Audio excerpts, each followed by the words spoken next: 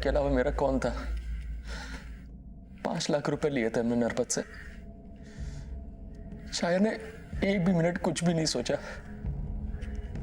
बोला मुझसे ज्यादा उसे कुछ भी प्यारा नहीं है। ये नरपत से कैसे मिले आप लोग? यहाँ के डॉक्टर वासवानी ने उनको हमारा नंबर दिया था। फिर नरपत खुद घर पर आया और पैसे दिए। उसके बदले में उन्होंने हमारा घर गिरवी रखा था।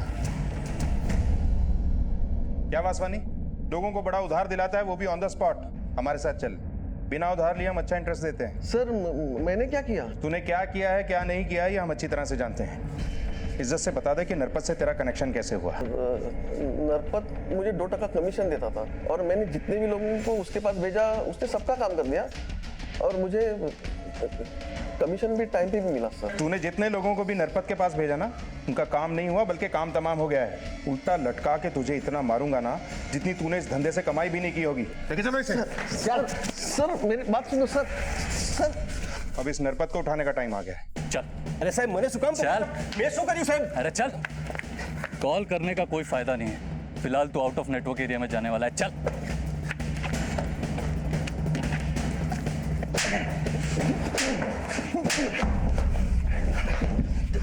देखिए साहब, छाया और जितेश की मौत से मेरा कुछ लेना देना नहीं है साहब। पर सत्ता से तो लेना देना था ना, जिसके साथ मिलकर लोगों को पैसे बांटता था और बदले में इंटरेस्ट के रूप में उनकी जिंदगी लेता था। साहब मैं सारे पेपर सत्ता को बेच देता था और सब वो इंटरेस्ट के रूप में सारे पैसे मुझे देता था वापस वो, और बाकी बचे जेवर और घर के पेपर्स मुझसे ले लेता था। सत्ता कहाँ है? पता नहीं साहब, वो अलग अलग नंबर से फोन करता था और वो नंबर भी उन्हीं के नाम से खरीदता था जिसके पेपर्स उसके पास होते थे। सर, इसकी बेल लेके इसका वकील आया है। ये मत सोचना कि इस बेल से छूट के तू बच जाएगा।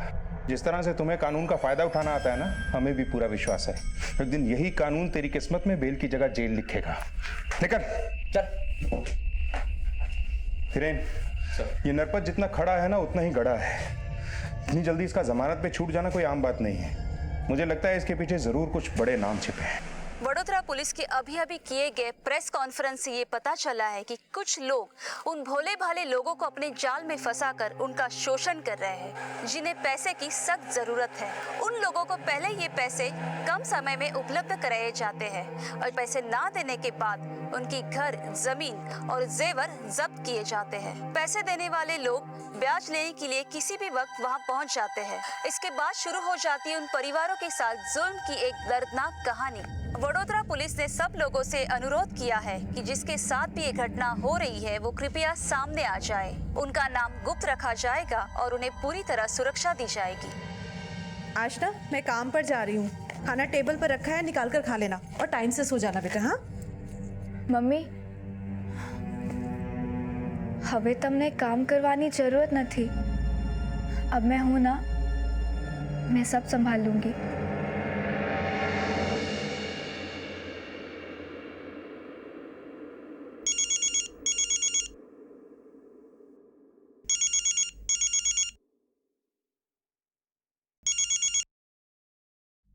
अभी के अभी अड्डे पर आ जाओ, बॉस खुद तुमसे मिलना चाहते हो।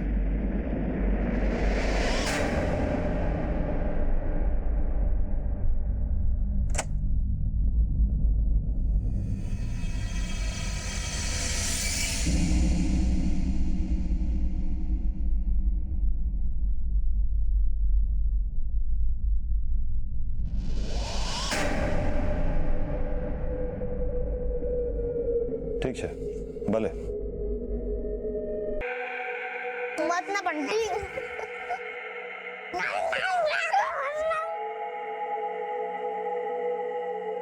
हिम्मत घुटने टेक देती है और इस दर्द के आगे हमें मौत भी छोटी लगने लगती है।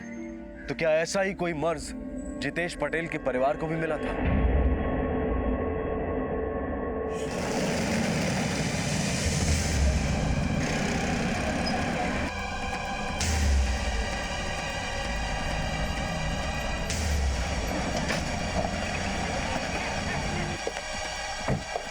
हट जाइए प्लीज यहाँ से।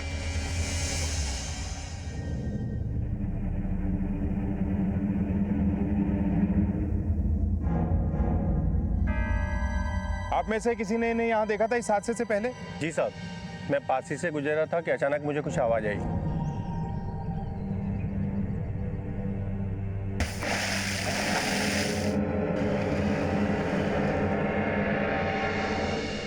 बाइक का नंबर देखा था? हाँ साहब। धीरेन, जब तक पोस्टमार्टम की रिपोर्ट्स आती हैं, इस बाइक के सारे डिटेल्स निकलवाओ। हो सकता है ये आदमी इन मौतों का जिम्मेदार है और ये सब होने के बाद कहीं भाग निकला। सर, मारो काले प्रोजेक्ट छे, मारी मदद करजो। आप तो ऊपर से कुछ भी कर सकते हो ना, इतनी सी हेल्प कर दो। इसके बाद मम्मी को भी हेल्प करना है। अच्छा, अपने पापा से शिकायत हो रही है मेरी? अच्छा, कर ले खूब शिकायत कर ले तू। नहीं मम्मी, मैं आपकी कंप्लेन थोड़ी कर रही थी, मैं तो पापा से हेल्प मांग रही थी। ये लो, आ गए आपके कंपनी वाले। इनको बोलो ना नाइट शिफ्ट हटा के दिन की शिफ्ट कर ले। नहीं, अभी नहीं बेटा। वैसे भी थोड़े दिन बाद तू अपने पैरों पे खड़ी ही हो जाएगी। तब तक जैसा चल रहा है चलने दे। चल, હું જાઉં છું, રસોઈ બનાવેલી છે, તું જમી લેજે। हाँ, चल बाय। बाय मम्मा। सर, बाइक की डिटेल्स आ चुकी हैं। एड्रेस वाघोदिया का है।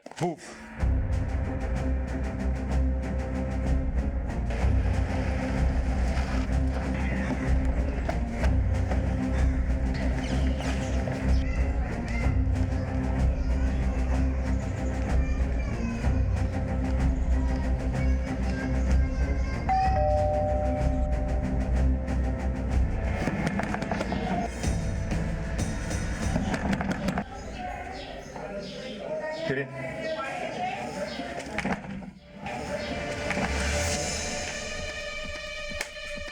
घर का कोना कोना छान मारो। सर,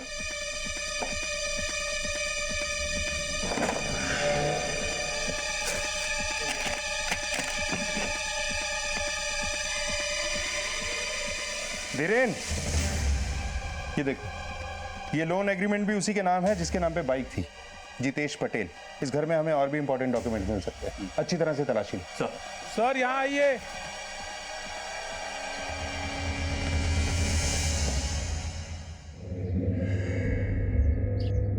सर, ये वही बाइक है, नंबर सेम है। सर अंदर आइए जल्दी।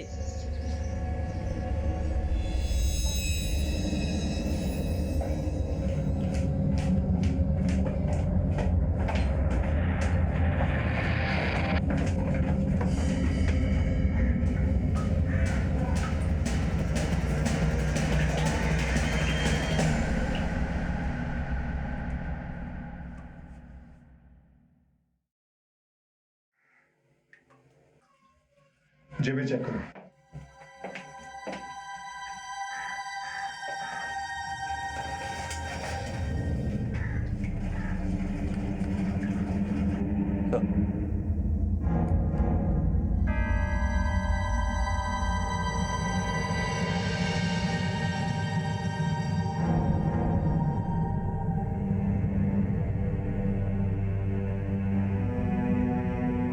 फौरन बॉडी को पोस्टमार्टम के लिए भेज दो। सर, ये बात बड़ी अजीब सी है धीरेन। पहले इस परिवार के बाकी लोगों की मौत हुई और अब हमें इसकी लाश मिली। जरूर कुछ बड़ा हुआ है, वरना एक ही परिवार के इतने लोगों की मौत नहीं होती। एक काम करो, आसपास के लोगों को ये फोटो दिखाओ और इस परिवार के बारे में और ज्यादा जानने की कोशिश करो। सर, और हाँ, वो आदमी जिसने बाइक का नंबर बताया था उसे भी ये फोटो एक बार दिखाओ। क्रॉस वेरीफाई करना जरूरी है। Right sir. साहब आ तो जितेश भाई नो फोटो है। क्या करता है जितेश? जितेश भाई ने पास में एक स्टेशनरी की दुकान है। लास्ट कब देखा था इसे? कल सुबह ही देखा था, जब वो यहाँ से गए थे, उसके बाद नहीं देखा। तुम्हारे पास इस जितेश का नंबर है? हाँ छे साहब, आप वो हमारा।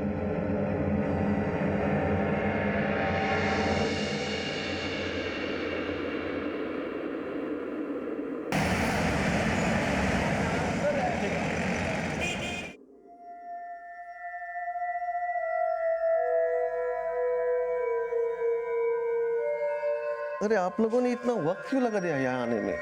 ऑलरेडी बहुत देर हो चुकी है। ये देखो, ये स्पॉट दिख रहा है। आई थिंक सर्जरी की इमीडिएटली जरूरत है। लेकिन डॉक्टर साहब, सर्जरी? सर, इसमें कितना खर्चा आ जाएगा? करीबन 5 लाख के आसपास। 5 लाख? हाँ जी। इतना पैसा कहाँ से लेके आएंगे हम? आप लोन लीजिए ना, आजकल मेडिकल लोन आसानी से मिल जाता है। इतनी जल्दी हमें लोन कैसे मिलेगा? मैं एक एजेंसी को जानता हूँ, अगर आप चाहो तो। जी सर।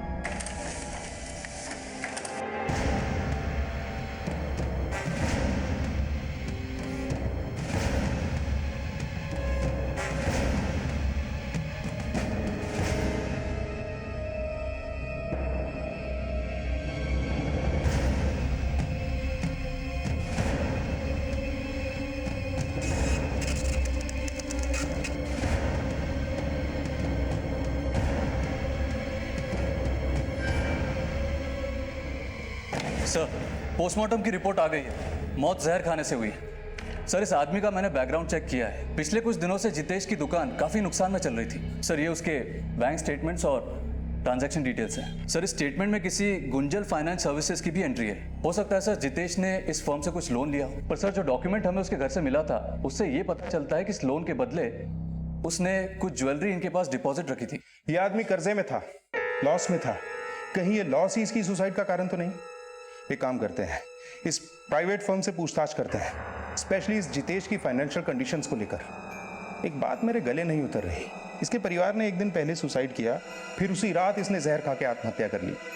ये माजरा क्या है? अगर इसे सुसाइड ही करना था तो उसी वक्त अपने परिवार के साथ भी कर सकता था, लेकिन इसने ऐसा नहीं किया, बल्कि उनको मरने के लिए छोड़कर वहां से भाग गया। सर, मैंने जितेश के फोन रिकॉर्ड्स भी चेक किए। उसके परिवार के मरने के बाद उसके फोन की लोकेशन उसके घर की थी। रात को 11 बजे उसे किसी एक नंबर से फोन आया और पोस्टमार्टम रिपोर्ट के हिसाब से सुसाइड भी उसने उसी रात किया था, करीब 12 से 1 के बीच में। और सर, इस नंबर से उसे पहले भी कई बार फोन आ चुके हैं। इमीडिएटली इस नंबर पे कॉल करो। ये जो भी है उसे पूछताछ के लिए यहाँ बुलाओ। सर, मैंने इस नंबर पे फोन किया था, लेकिन फोन स्विच ऑफ था। इस नंबर से जुड़ी हर डिटेल मंगाओ। इस तक हमारा पहुंचना बहुत जरूरी है। हो सकता है ये जितेश और उसके परिवार की मौत का राज जानता है।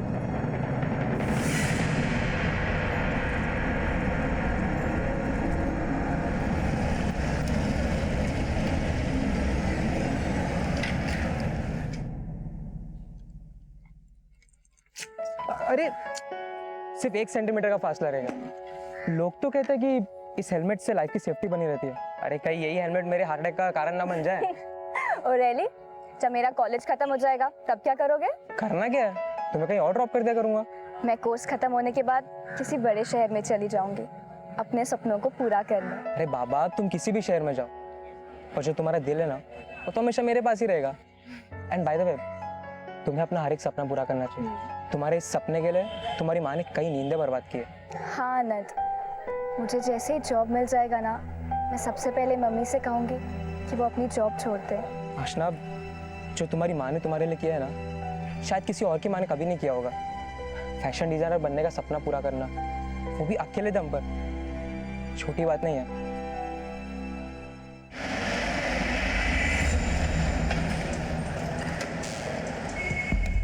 क्या जितेश नहीं रहा? साहब, बहुत सारो मानस હતો। मेरे पास आया था तो बहुत मुसीबत में था। कितने का लोन लिया था जितेश ने? 5 लाख। अपनी बीवी के गहने भी गिरवे रख के गया था वो। लेकिन उसके बैंक अकाउंट में तो सिर्फ 3 लाख की एंट्री है। बहुत मुसीबत में था साहब। 2 लाख कैश दिए थे मैंने। कुछ बताया था आपको क्यों चाहिए थे उसे पैसे? कोई खास जरूरत? मुझे तो बोला कि नरपत भाई धंधा चौपट हो गया है। बहुत नुकसानी में था शायद, बहुत कर्ज भी था साहब। बच्चों की पढ़ाई तक के पैसे नहीं थे उसके पास। ओके सर, उस नंबर की डिटेल्स आ चुकी हैं।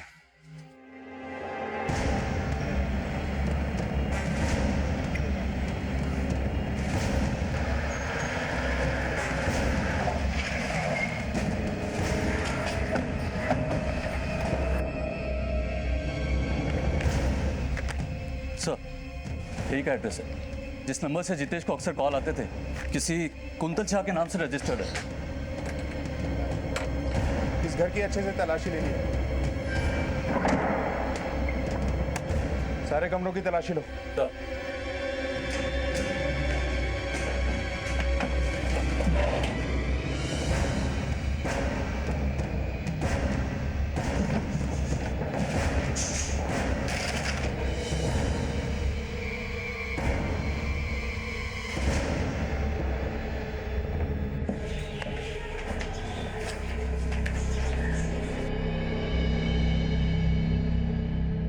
इतने सारे लोन्स के डॉक्यूमेंट्स, इसमें तो इस कुंतल शाह के भी डॉक्यूमेंट है। सारे लोगों की डिटेल इकट्ठा करो, सबके साथ क्रॉस चेक करते हैं। सर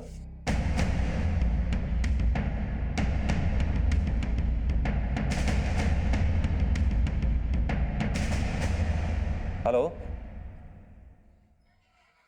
हाँ हाँ, हो जाएगा, मैं अभी जाता हूं।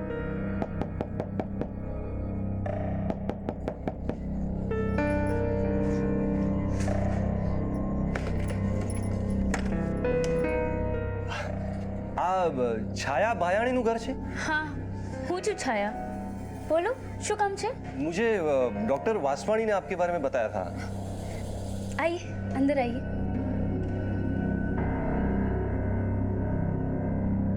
ये लीजिए, आपकी जरूरत के 5 लाख। તમે આમ જ 5 લાખ આપો છો? आप तो हमें जानते भी नहीं है। हम आपको नहीं जानते, पर आपकी जरूरतों को, आपकी मजबूरियों को तो जानते हैं ना। देखिए, हमने ये फर्म इसीलिए खोला है कि जरूरतमंदों की जल्द से जल्द हर मदद कर सके। हम आप पे कोई एहसान नहीं कर रहे हैं। देखिए, जैसे बैंक आपको लोन देती है और उस रकम पर आपसे इंटरेस्ट वसूलती है, वैसे ही हम भी आपसे इंटरेस्ट लेंगे। फर्क सिर्फ इतना है कि बैंक में लोन पास करवाने में काफी वक्त निकल जाता है और हमारी सर्विस काफी फास्ट है, इसीलिए हमारा इंटरेस्ट 30% है। और इस पैसों के बदले में आप घर, जेवर कुछ भी गिरवे रख सकते हैं। उभारो बेबन ना। छाया, अटली मोटी लोन हम रीपे कैसे करेंगे? लोकेश, इस वक्त मेरे लिए तुम्हारी सर्जरी से बढ़कर और कुछ भी नहीं है। क्या होगा, इंटरेस्ट ज़्यादा है, लेकिन वो हमारी ज़रूरत से बड़ा तो नहीं।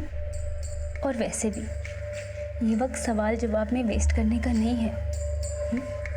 मदद खुद हमारे घर चलकर आई है और मुझे नहीं लगता कि हमें बिल्कुल भी टाइम वेस्ट करना चाहिए।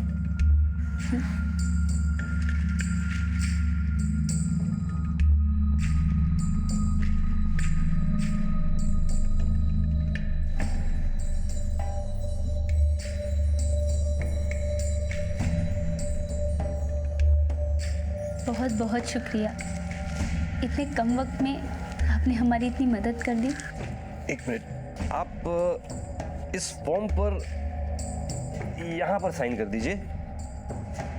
ये लीजिए, और आपके घर के पेपर्स मुझे दे दीजिए। आमतौर पर जब हम एक बैंक से अपने निजी खर्चों के लिए लोन लेते हैं तो हमें उस पर लगभग 14 से 16% का ब्याज भरना पड़ता है, और इस ब्याज को भरने के लिए एक तारीख मुकर्रर होती है। लेकिन अचानक इस तरह कोई किसी की मदद क्यों करना चाहता था? कौन था यह शख्स जिसने छाया के सारे डॉक्यूमेंट्स को वेरीफाई किए बिना ही उसे 5 लाख रुपए नकद दे दिए? सर्जरी तो सक्सेसफुल रही, पर अभी 7 दिनों तक पेशेंट को रेगुलर मॉनिटरिंग की जरूरत है, इसलिए अभी उनको डिस्चार्ज नहीं कर सकते। Thank you doctor.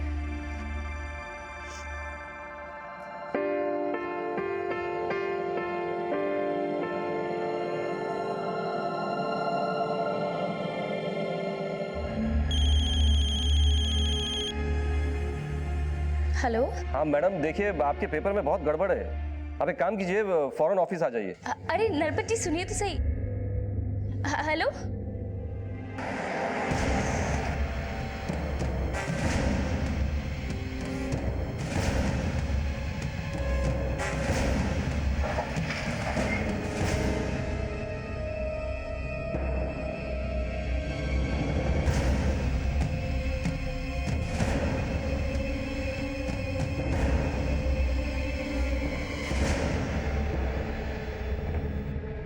सर, मैंने कुंतल शाह के बारे में पता लगाया।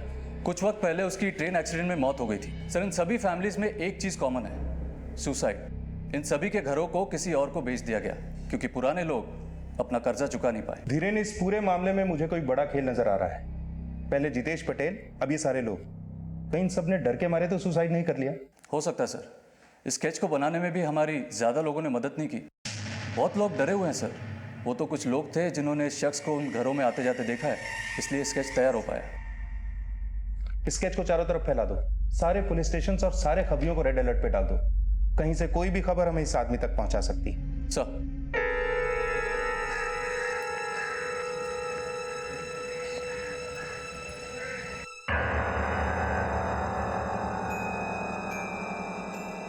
भाई અહીંયા नरपत भाई छे?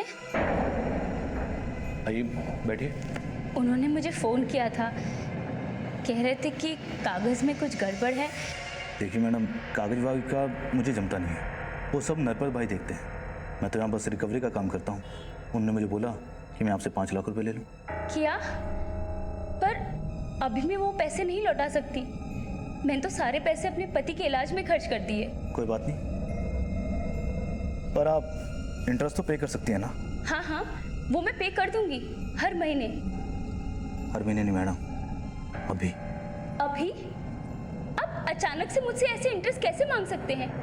और इंटरेस्ट की इतनी बड़ी रकम इतने कम टाइम में मैं कैसे इंतजाम करूंगी?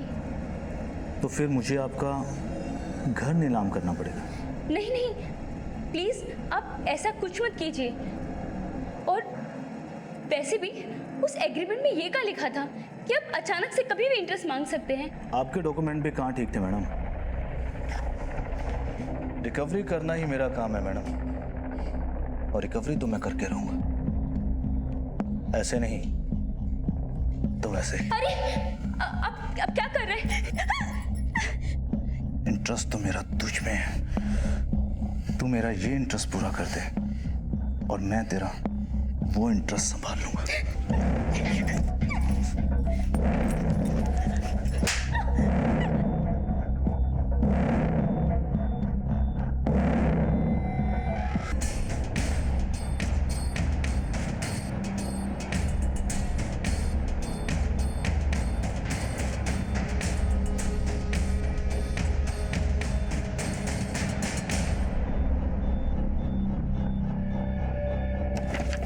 सर, मैंने इस आदमी का पता लगाया।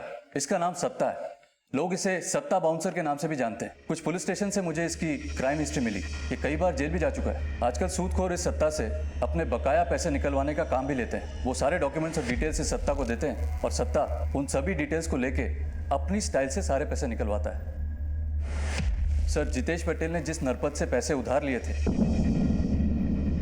वो नरपत भी इसके कांटेक्ट में था। ये सत्ता आप कहाँ है? सर, इसके बारे में तो किसी को कुछ नहीं पता, लेकिन मैंने अपने खबरियों को बोल दिया है, वो इसका पता लगाएंगे। इस नरपत को सर्विलेंस पे डाल दो। ये सत्ता और नरपत जरूर मिलेंगे, तभी हम इस सत्ता को पकड़ पाएंगे। बस बस बस। માં, આજ મેરા ફાઇનલ પ્રેઝન્ટેશન હે. મેં આ બધી ડિઝાઇન તમને જોઈને બનાવી છે. एक माँ जो दिन रात अपनी बेटी को आगे बढ़ाने के लिए जी जान से काम करती है। आई एम श्योर उन्हें मेरे डिज़ाइन ज़रूर पसंद आएंगे और मेरा एक बड़ी सी कंपनी के लिए कैंपस सिलेक्शन होगा। बस एक बार सिलेक्शन हो जाए ना, तब आपको काम करने की कोई ज़रूरत नहीं। खुश रह, मारा आशीर्वाद हमेशा तारे साथ ही छे।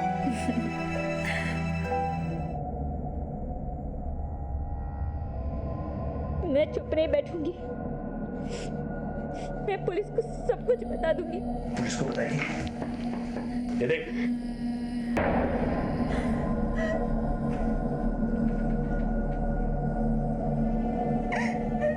तेरा पति जिसका अभी ऑपरेशन हुआ है वो घर नहीं पहुंचेगा, सीधा पहुंचेगा शमशान, अगर उसने ये वीडियो देख लिया। अब फैसला तेरे हाथ में है। जो मैं कहूं चुपचाप से करती रहे, अगर नहीं तो अपने पति की चिता के लिए जो खर्चा हुआ उसके लिए एक और उधार ले ले, और उसका इंटरेस्ट भी मैं ऐसे ही वसूलूंगा। प्लीज ऐसा कुछ मत करना। मेरे पति को इसके बारे में कुछ मत बताना। कागज में तो तेरा घर गिरवी था, पर असली इंटरेस्ट तो तू बनेगी। अब देख, अब मैं कैसे इंटरेस्ट वसूल करता हूँ।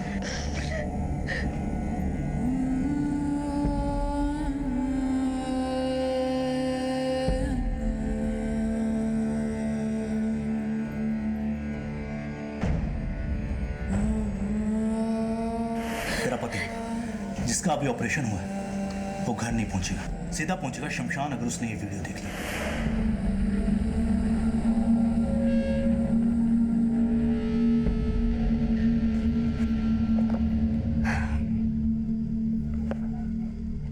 अनंत, तुम यहाँ? अरे आशना, आप कब से वेट कर रहा हो यार? बाय द वे, हुआ क्या? उन लोगों को मेरे डिजाइन बहुत पसंद आए। मेरा सिलेक्शन दिल्ली की सबसे रेप्यूटेड कंपनी में हुआ है। अरे वाह, कांग्रेचुलेशन। इस बात तो पार्टी होनी ही चाहिए। आज रात को हम ऐसी पार्टी करेंगे कि हम कभी नहीं भूल पाएंगे। चलो चलो।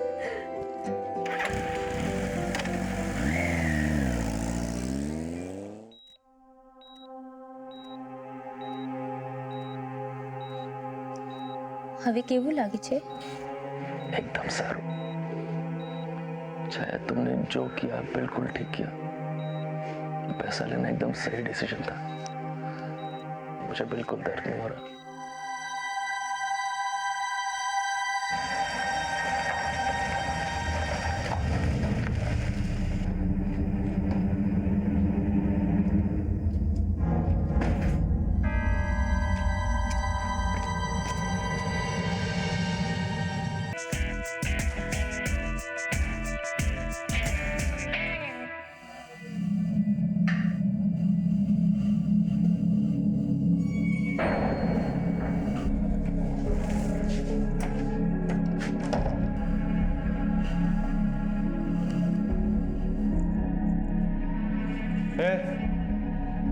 किसी ने कुछ सिखाया भी नहीं क्या तेरे को?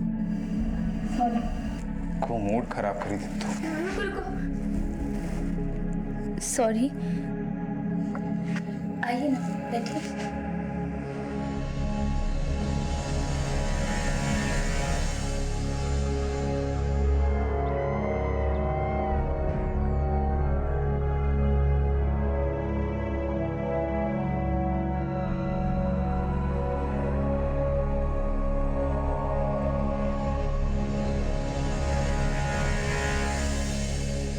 अक्सर जब हम बुरे वक्त और बुरे हालात से घिरे होते हैं तब हमारे अंदर एक बेचैनी होती है। एक बेचैनी कि कैसे इस हालात से जल्द बाहर निकला जाए। और इस बेचैनी में कभी कभी हम कुछ ऐसी गलतियां कर बैठते हैं जो हालात को बद से बदतर बना देती हैं। सत्ता और नरपत लोगों की इसी मजबूरी का फायदा उठाकर उन्हें एक ऐसे दलदल में धकेल देते थे कि जिसके बाद किसी के भी जीने की इच्छा ही खत्म हो जाए।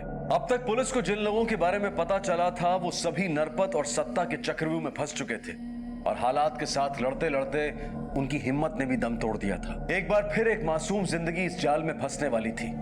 उसके साथ कुछ ऐसा होने वाला था जो उसके द्वारा देखे गए किसी भी डरावने सपने से ज्यादा डरावना होगा।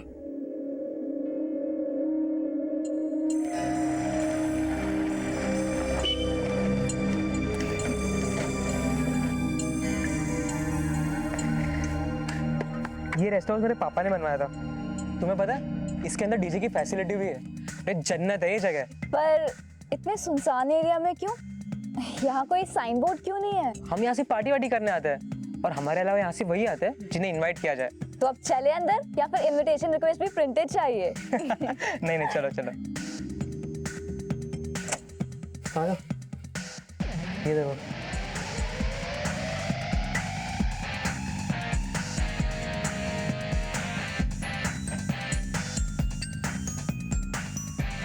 आनंद, ये सब लोग कौन है?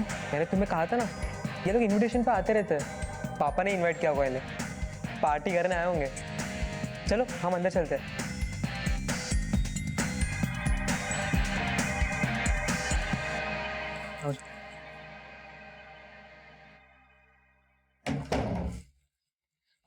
तुम फ्रेश हो जाओ, मैं कॉफी लेकर आता हूँ।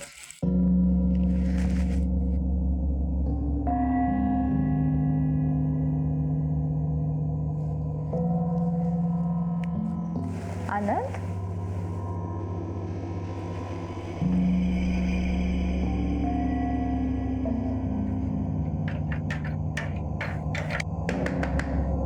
आनंद, आनंद,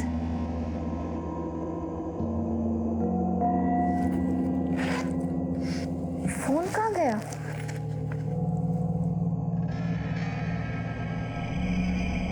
आप जिस नंबर को डायल कर रहे हैं वो इस समय स्विच्ड ऑफ है। Switched off?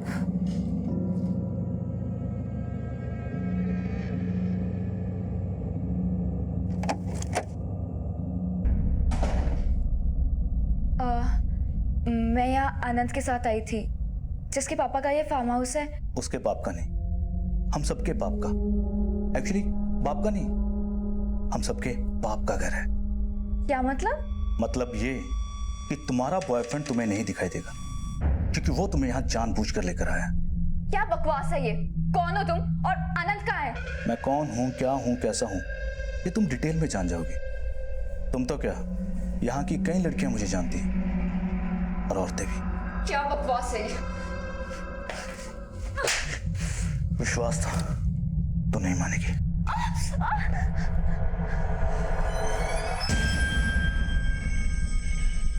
ये देख,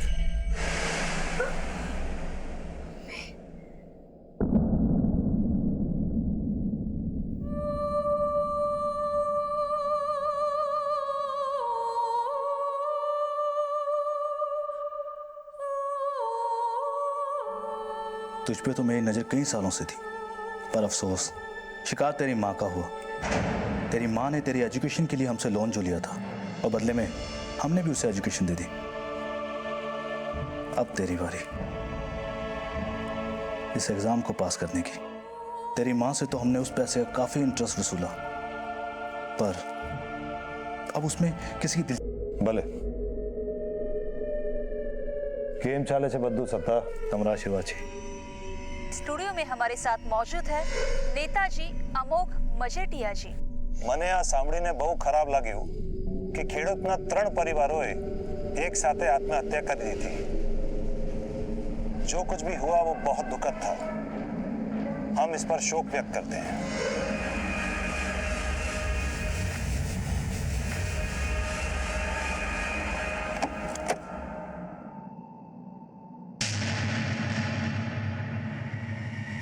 आप अमोघ मजेठिया है ना?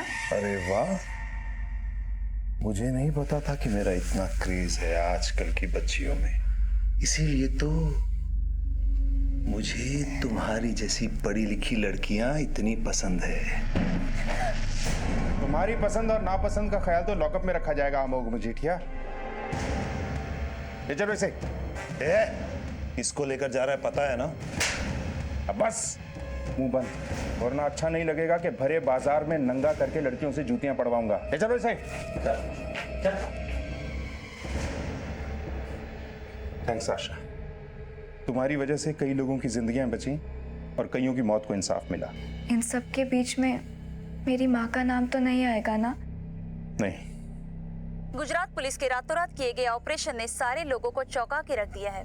गुजरात पुलिस ने नेता अमोघ मजेठिया को गिरफ्तार कर लिया है। पुलिस के मुताबिक नेता अमोघ मजेठिया एक ऐसा गिरोह चला रहा था जो लोगों की जरूरतों का फायदा उठाकर उन्हें वेश्यावृत्ति के व्यवसाय में धकेल रहा था। अमोघ मजेठिया को उनकी पार्टी ने बर्खास्त कर दिया है। इन सब में अमोघ मजेठिया का काला पैसा लगा हुआ था। पुलिस ने अमोघ मजेठिया सहित और 6 लोगों पर चार्जशीट फाइल कर दी है। मम्मा,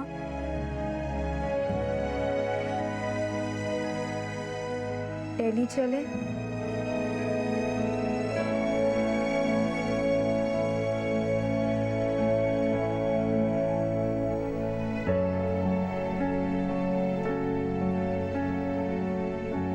आशना द्वारा उठाए गए इस मजबूत कदम से आखिरकार नेता अमोघ बेनकाब हुआ और साथ ही न जाने कितने बेकसूर लोगों की मौत का जिम्मेदार भी पुलिस के हत्थे चढ़ा। पुलिस ने अमोघ के साथ नरपत, सत्ता, वसानी और बाकी के लोगों को भी अरेस्ट किया।